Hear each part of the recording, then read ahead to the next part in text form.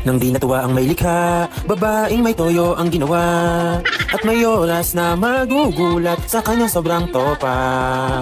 At pag hindi ka nagsorry, magbabago siya ng ugali. Kaya isang mali mo lang, magagalit mang aawa.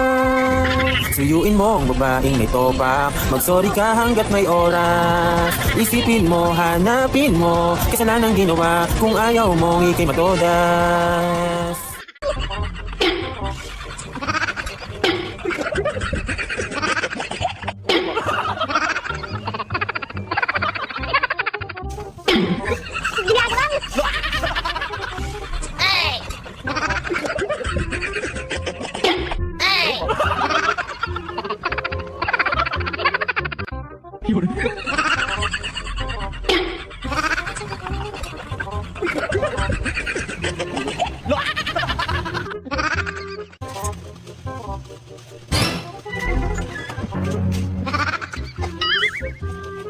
Ha ha ha!